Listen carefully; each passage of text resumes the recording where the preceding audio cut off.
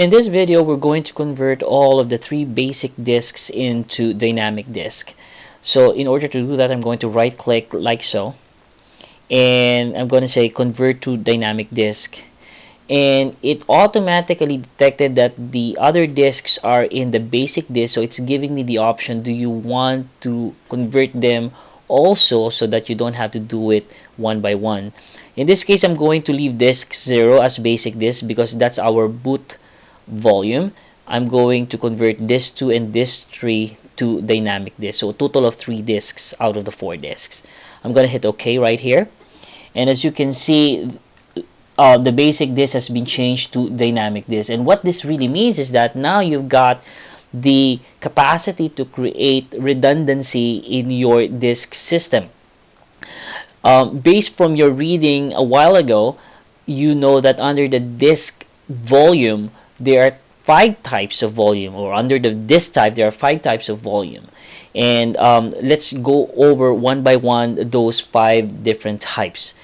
I'm going to start off with creating the first volume, which is the simple volume. And in order for me to do this, I'm going to right click on this unallocated space of disk 1 and right click simple volume, click next, and I'm going to assign 100 megabytes out of the 1 gig. I'm going to just let the default drive E to be the default drive letter, click next, and this one I'm going to write the name simple volume, alright, to denote that this is a simple volume. Click next and finish. You would notice right away that it will start to format, and Windows is going to assign a particular color. I think this is a gold color, to determine that this is a simple volume. From your readings, you know that simple volume is to dynamic disk what a primary partition is to a basic disk. The good thing about this simple volume is that you can easily extend it. So for instance, if you feel like drive E needs to be extended further by about 100 megabytes, you can just simply say that you want to extend this volume by right clicking on that drive and say I want to extend the volume in the same disk. So I'm going to have disk 1 selected, and I'm going to say I want to extend it further by 100 MB. I'm going to click next and then finish. Right off the bat, you would see that it is now 200 MB, and the unallocated has been decreased by about 100 MB. So that's the first volume under the dynamic disk type. The second type of volume under the dynamic is called the span volume. And for us to do this, let me allocate this unallocated space in disk 1 and right click on this, and this time I'm going to select span volume. I'm going to click next, and what I'm going to do is that, keeping true to the theory behind span volume, I'm going to span this drive to multiple disks. So what I'm going to do is I'm going to select about, in disk 1, 100 megabytes of it. Alright, and I'm going to select disk 2 and take about 100 megabytes of disk 2 for a total of 200 megabytes now. Oh, sorry. Let me just write it again. Alright, and I'm going to also select 100 megabytes of disk 3. So I'm going to have disk 3 selected.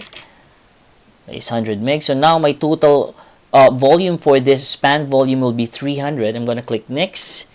I'm going to just accept the default drive letter, which is F. And this time around, I'm going to use the volume label span, so you would know the difference. I'm going to click next and then finish. You would notice that it will assign, rather Windows is going to assign a different color this time for our drive F, which is our span volume. I think it's a purple colored type.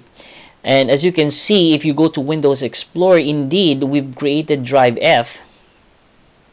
Let me just make this bigger. We've created drive F with a total capacity of 300 MB. And of course, to the user, this is transparent, but to the system administrator, you can visually see that it is also possible to extend your span volume in any of the disks that you've just identified. So Right now, our drive F is spanned to 3 different disks, disk 1, 2, and 3.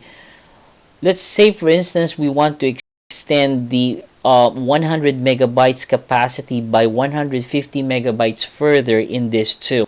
We can extend drive F in disk 2 to allocate 150 megabytes more out of the unallocated 923 megabytes. To do this, you just right click on the portion of the span disk where you want to extend it and right click. You extend the volume, click next, and then we have this 2 selected right here because that's where we want to extend it. We can extend it further by 150 megabytes and click next, finish. You will notice now that the total drive F is a combined capacity of 100 plus 100 plus 150 plus 100 for a total of 450 megabytes.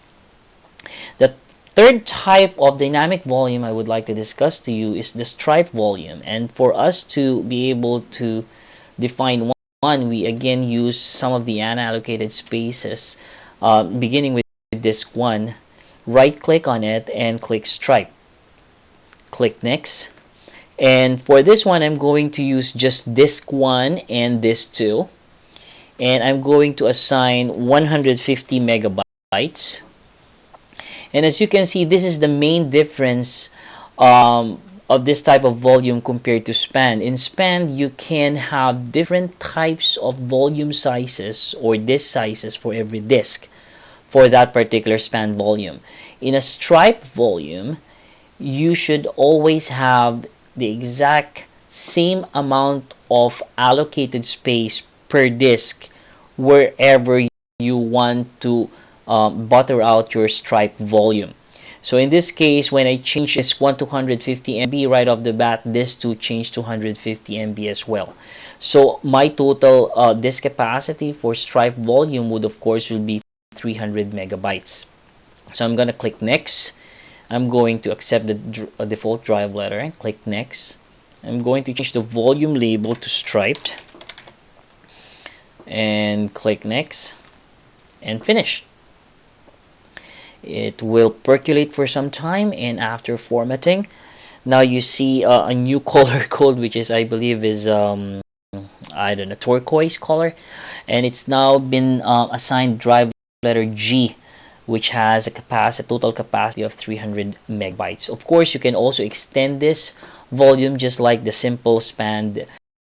So from the 3 volumes we created, the simple, the span, the stripe, all of these volumes are considered to be non-fault tolerant. In other words, if one of the disks fail, there's no way for you to recover the lost data that is found on that particular drive. The 2 remaining volumes that we yet to discuss are considered to be fault tolerant, and these are the mirrored volume, which is considered to be RAID 1, and RAID 5 volume, which is considered to be stripe with parity volume. So let's start off with discussing what a mirrored volume is all about. So if I'm going to click new mirrored volume right here, you'll have the familiar dialog window, and I'm going to click next. Now understand that from your readings earlier, a mirrored volume always to have mirrors. In other words, you can only have 2 disks for this type of volume. You cannot have 1, you cannot have 3 or 4. It has to be 2. And the reason being is that whatever is written on the first disk would be the exact replica of what will be written on the second disk. So for this example, I'm going to select disk 1 and disk 3 this time.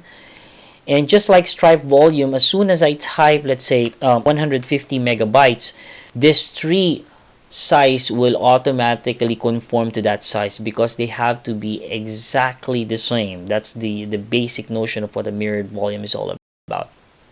So that if one disk fails, the other disk can easily recreate that failed disk because they're just the clone of the other disk. So I'll have a total of 150 megabytes size. Unlike stripe, where you have 300 megabytes in all, for mirrored volume you only have 50% capacity of your total disk because the other one is being used, some sort of a backup, if you may, for the mirrored volume. So I'm going to click next here, and I'm going to accept the default drive letter H. I'm going to use the mirrored volume enable, and then click finish. So we now have drive H, the mirrored volume, total capacity of 150 MB. And we can further validate this by going through Windows Explorer once again and look at our mirrored volume, which is only 150 megabytes. So let's now discuss the fifth type of dynamic disk, which is RAID 5. And with RAID 5, unlike mirrored, RAID 5 at the minimum needs 3 disks. It can be 4, it could be 5, could be 6 with the advanced implementation of RAID 5, but the basic RAID 5 has a minimum of 3 disks. I'm going to right click on RAID 5 volume right here, and I'm going to select next.